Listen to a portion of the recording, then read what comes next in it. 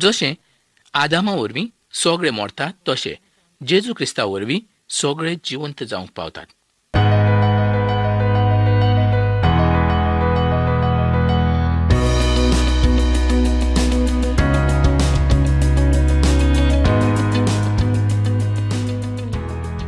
मोगाळ बाबरांनो, आयज आमी दुसऱ्या कोरिंथकारांच्या 3ऱ्या आविसराचें शिकप करुया.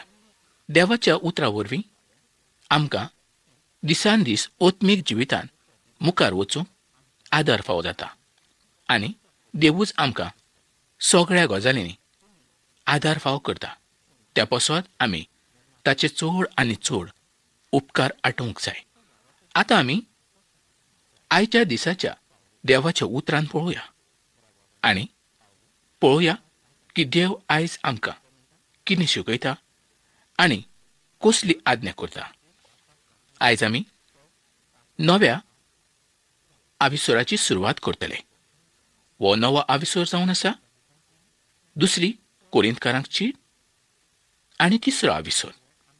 ह्या आविसरान आमकां पळोवंक जाय की नव्या कोराचे सेवक आनी देव बापाची शांती जी आयज ताणें आमकां दिल्या त्या संबंदी.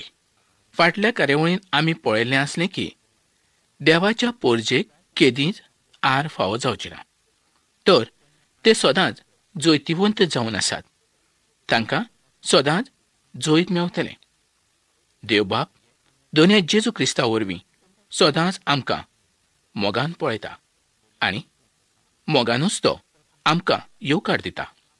कारण जेजू आपणाच्या उतरान अशें म्हणटा, आपणे संवसाराचेर जैत व्हेल्लें आसा आनी जो कोण ताजेर विस्वास दवरता ताका सैतानाचेर आनी संवसाराचेर जैत व्हरूंक तो आदार दिता. कारण आपणाच्या भुरग्यांक शांतेन आनी समाधानान दवरचें हें ताचें पयलें काम जावन आसा. देवाच्या उतराचो परमळ आयज सगळ्या संवसाराचेर पावलोलो आसा. ताच्या उतराच्या परमळान आयज आमी जियेता. जो कोण देवाचें उतर मानून घेता ताच्या पासत तें जिवीत जावन आसा. पूण जो कोण ताजें उतर मानून घेना ताच्या पासत तें मरण जावन आसा. ह्या सुवातेर पावलून आपणाकूच खरो सेवक असो दोनयाच्या वावरा पासत भेटयलो आसा हेंच आमकां दिसून येता. आनी पावलो तर दोनया जेजू क्रिस्ताचो खरो सेवक जावन आसलो. तो ह्या सुवातेर इतलेंच सांगूंक सोदता की दोनया जेजू क्रिस्ता वरवींच आमी सगळें करूंक शकता. जें कितें आमी उलयता तें सत आसा. दोनया जेजू क्रिस्ताच्या आदारान आमी तें उलयता हेंच तो दाखोवन दिता. तो ह्या सुवातेर काणयो सांगना वो खंयच्यो घडोवन गजाली सांगना.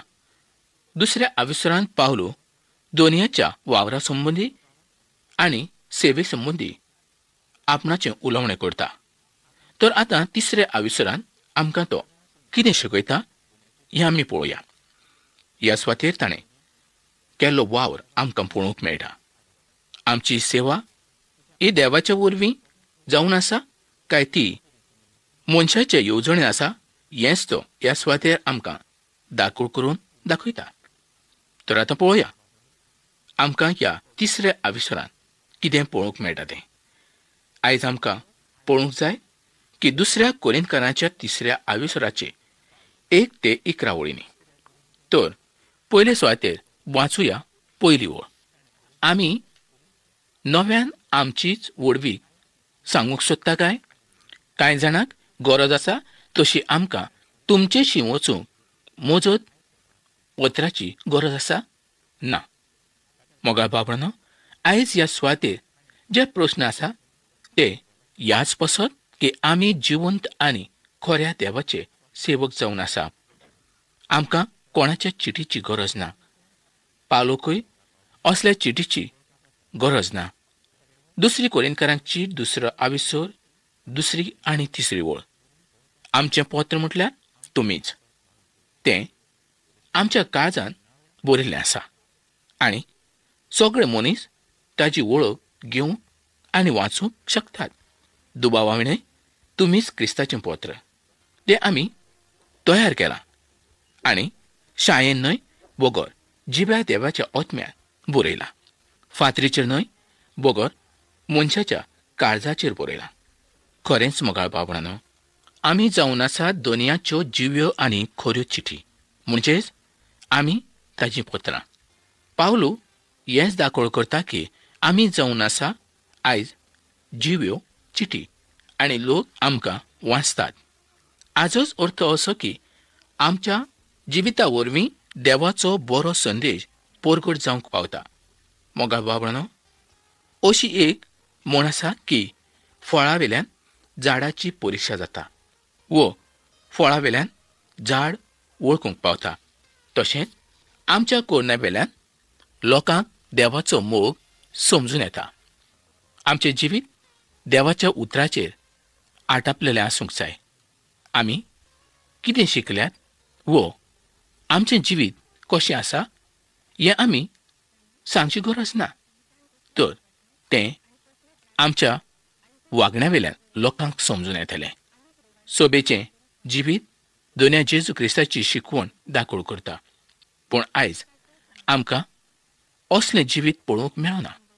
सोबांनी पळयल्यार उचांबळ उत्पन्न जाल्ली आसा आनी सगळे जाण आपणाचेंच घेवन आसात. दोनयाचें कोणाकूच पळोवन वचूंक ना. जोणेकलो आपणाक जाय तशेंच देवाचें उतर शिकयता. दोनया देवाक जाय तशें न्हय. जर कोण दोनया जेजू क्रिस्ताची शिकवण तुमकां दिना तर तुमी त्या सुवाते वेल्यान भायर सरलेले बरें आनी असल्या मनशा कडल्यान पयस गेल्यार चड बरें. जे कोण देवाच्या उतरा प्रमाणे शिकयतात त्या सुवातेर तुमी रावचें. कोरिंथकारांचे सोबीनूय असलीच गोडबड आसली. त्याच पासत पावलू हें बरयता. म्हज्या मोगाळ भावणानो, आयज जोण एकल्यान जाणा जावंक जाय की आपूण देवाचो वावर कसो करता, आपूण कितें शिकयता आनी खंयचे सुवातेर शिकयता हें म्हत्वाचें जावन आसा. तर ह्या सगळ्यांचो जबाब आमी खूद दिवंक शकतात. आमी तर देवाच्यो खऱ्यो आनी जिवंत चिठी जावन आसात. लोकांनी आयज पवित्र पुस्तक न्हय तर भावार्थ्यांक पळोवन आपणाचें जिवीत बदलूंक जाय. तर आमचें जिवीत तशें आसूंक जाय. पातकाविणें आसलेलें जिवीत खूब म्हत्वाचें जावन आसा. तातूंतच आमी देवाची खरी गोवायकी दिवंक शकता. आयज जर आमकां एक खंयची सभा बरी लागता आनी तिचें काम वाडत रावता तर तातूंत आमकां सभेच्या वडिलाचें काम समजून येता. ताणें कितें सांगची गरज ना.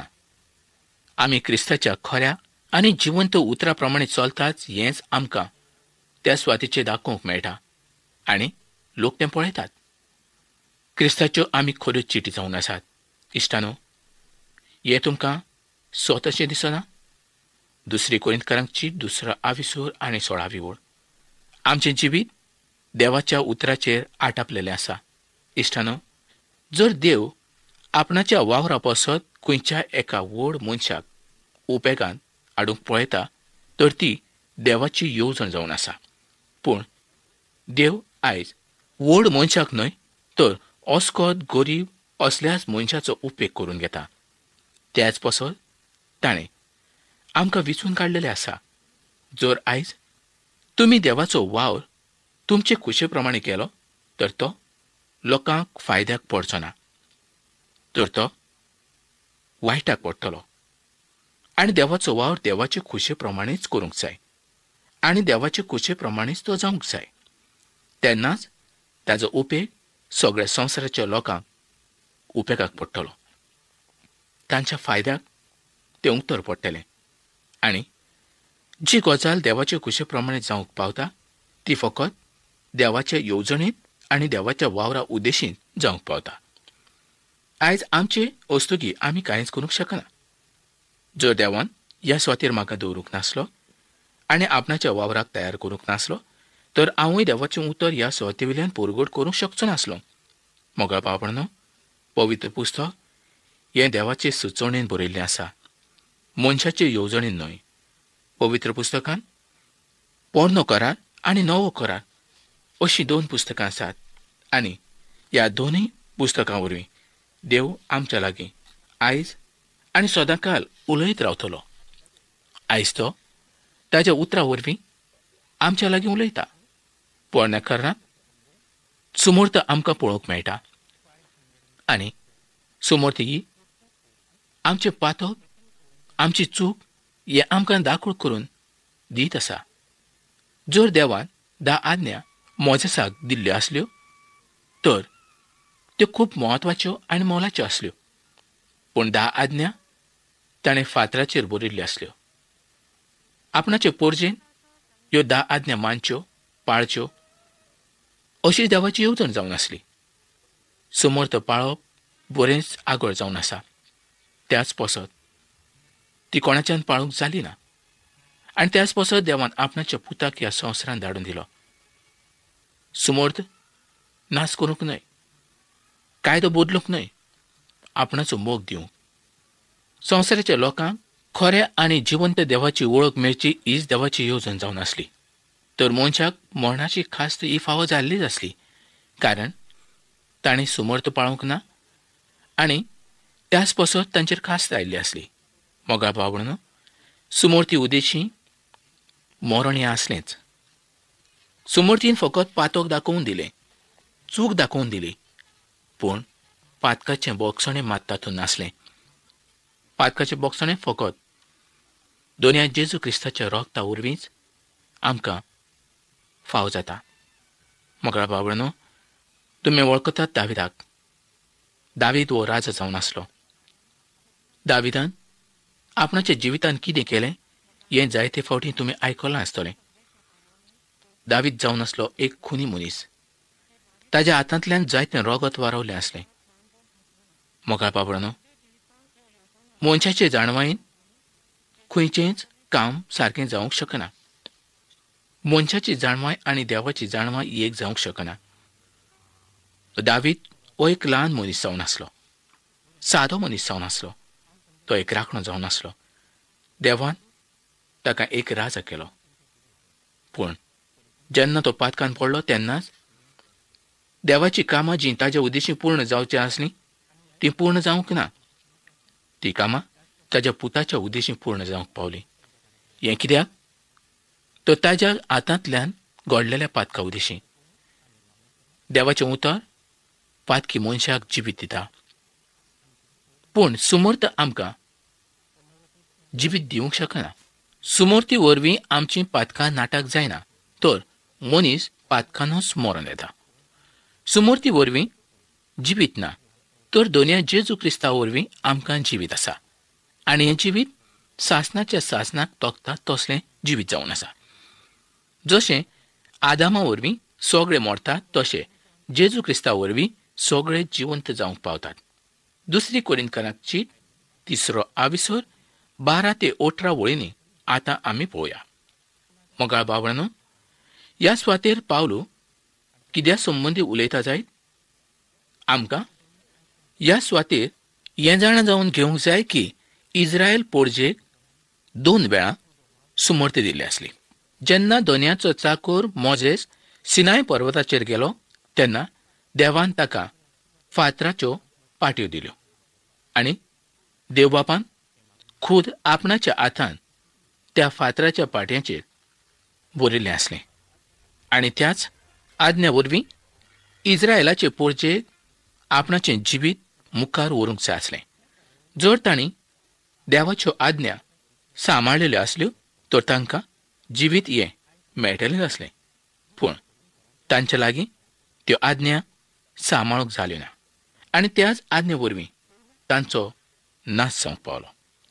जेन्ना देव मोजेसा वरवीं आज्ञा दितालो त्याच वेळार इस्रायल पोरजां पातकांत बुडोवन गेल्ली आसली. ताणें पूर्ण देवाच्या विरुद्ध पातक केल्लेलें आसलें. दोनया देवाचो पयलो कायदो जावन आसलो की आपणा बगर तुका दुसरे देव आसचे न्हय. तूं कोणाचीच मुर्ती करूं नाका आनी ताका बसू नाका. वताचो पयलो कायदो जावन आसलो वो ताजी पुजाय करूं नाका अशें ताणें तांकां सांगलेलें आसलें. पूण इस्रायल पोरजां त्याच वेळार ह्यो देवाच्यो आज्ञा मोडीत आसली. मोगाळ भावणांनो, मोजेसान दिल्ली सुमर्द बरीच कठीण जावन आसली. ताचे सुमर्ती प्रमाणे मनशाक त्याच वेळार खास्त फाव जाताली. दोळ्याच्या बद्दल दोळो, आताच्या बद्दल आत, खुनाच्या बद्दल खून. आजूच अर्थ असो की जाणें जें जें कितें केलां तांकां तांच्या कोरण्या प्रमाणे तें तें फाव जातालें. आनी अशे तरेन ते तांकां खास्त फरमायताले. जेन्ना मोजेस सिनाय पर्वताचेर देवाची आज्ञा घेतालो तेन्नाच देवान सोकला पळयलें आनी देवान मोजेसाक आपणाच्या लोकां मदें धाडून दिलो. तर त्याच वेळार मोजेसान पळयलें इस्रायल पोरसां भांगारा वरवीं केल्ल्या पाडकुल्याची पुजा करताले. अशे तरेन देवाच्यो आज्ञा ताणें मोडलेल्यो आसल्यो. देवान दिल्ली पयली आज्ञाच ताणें मोडलेली आसली. जर देवान दिल्ली पयलीच आज्ञा तांचे लागीं सांबाळूंक जाली ना तर मुखावल्यो आज्ञा ते कशे सांबाळटले आसले. आनी त्याच वेळार मोजेसान त्यो सुमूर्तीच्यो फातरी म्हणजेच पाटयो त्या स्वातीच्यो फोडून उडयल्यो. जर त्यो आज्ञा कांय काळ पयलीं इस्रायल पोरचेक पावलेल्यो आसल्यो आनी तांणी जर त्यो सांबाळल्यो आसल्यो तर तांचे भितर देवाचो वावर आयज जावंक पावतलो आसलो. पूण इस्रायल पोरचेन देवाची आज्ञा सांबाळिना. उपरांत देवान ताका दुसरे फावट देवाची आज्ञा दिली. परत ताणें ह्यो 10 आज्ञा तांकां दिल्यो. देव कितलो काकुतीचो ते पळयात. ना तर त्याच वेळार देवान तांचो नाश करूं येतालो. पूण देवान तशें केलें ना. देव तितलो रागिश्ट न्हय. आयज पर्यंत तो देव तुजो आनी म्हजो मोग करता. ताका नाका आपणा बगर कोणेनूच दुसऱ्याक बोजलोलो. खरो आनी जिवंत देव तोच जावन आसा. दोन जेजू क्रिस्तान आमच्या पासत कितें केलें, कितलो मोग दिलो हेंच पवित्र पुस्तक आयज आमकां सांगता. मोगाळ भावणांनो, देवाची 10 आज्ञा म्हणजे आयज आमच्या जिविता पासत एक सुंदर वाट जावन आसा. पूण इस्रायल पोरचेन जेन्ना ह्यो आज्ञा मोडल्यो तेन्ना मरण तांचेर आयलेंच. ह्यो आज्ञा सांबाळूंक तांचे लागीं जालें ना. आनी आयज तुका आनी म्हाका जरी ह्यो 10 आज्ञा देवान दिल्यो तरी आमच्या लागीं त्यो सांबाळूंक जायत जावच्यो ना. कारण आमी तितले प्रमाणीक ना. आमच्या लागीं तितलें घडना हें देवान पळयलें. त्याच पासत देवान आमची चुरचुरे केले, आमची काकूत केली. देवाक आमचे पडून गेले. देवान आमच्या मोगा पासत आपणाचे एकल्याच पुताक भेटयलो.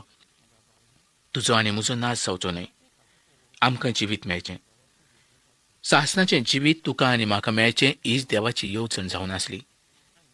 इश्टानो, आमच्या पासत कोण मरूंक शकतालो? आमचीं घरचीं, सोयऱ्यां, शेजारी, आमचे इश्ट कोणूच ना. आमच्या पासत मेलो तो एकलोच रोसनार देव. दोन जेजू क्रिस्ता वरवीं तो ह्या संवसारान आयलो. तुज्या आनी म्हज्या पासत त्या काल्वरीच्या खुर्साचेर तो मेलो. आमकां तारण मेळच्या पासत, आमकां नवें जिवीत मेळच्या पासत, आमकां नवी वाट मेळच्या पासत, सासणाच्या सासणाक आमी ताज्या सांगाता रावच्या पासत तो ह्या संवसारान आयलो. कितलें लोजेचें मरण तो मेलो जायत. कोणें ताका मारलो? ताजेच रोसनीन ताका मारलो.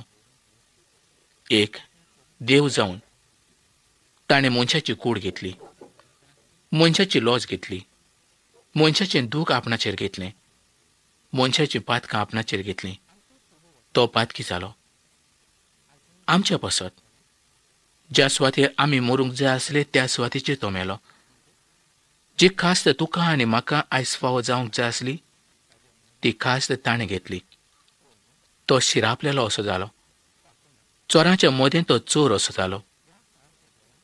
खुर्साचेर ताणें आपणाचो जीव दिलो. ताज्या वारवल्ल्या रोगता उदेशी तुजीं आनी म्हजीं पातकां आयज नाटक जालीं. तुज्या आनी म्हज्या पातकाचें आयज आमकां बोगसणें मेवलें. जर आमी समर्थी प्रमाणे आसले, आमी मरून वेतले आसले, कारण आमच्या थंय कांयच बरेंपण नासलें. पूण जेजू क्रिस्ताचे कुरपेक लागून आयज आमी ह्या संवसारांत जियेतात. तर आमी ताचे कितले उपकार आठोवंक जाय. मोगाळ भाव-भयणीनो, खरेंच हांव जाणा आयज तुमकां जायतें दूख आसा, त्रास आसा. तुमी व्हड संकश्टांतल्यान येतात. कांय जाण तुमी खुशाल आसतले, कांय जाण तुमी दुखान आसतले. कांय जाणांक दिसतलें आयच्या दिसा आमी कितें करचें, आपणाची कामां जातलीं काय ना. पूण फकत दोनयात जेजू क्रिस्ताचेर तूं विश्वास दवर आनी तुजें जिवीत ताकाच भेटय. तो तुका आदार दितलो. आयज तुमची कसली मागणी आसात, तुमच्यो कसल्यो गरजो आसा, आयजूच चीट बरयात आनी म्हाका कळीत करात. हांव तुमचे पसत मागणें करूंक पळयतां. तर मोगाळ भाव-भयणीनो, आयची कार्यावळ आमी हांगा सोंपोवया आनी फुडल्या कार्यावळींत आमी परत मेळुया.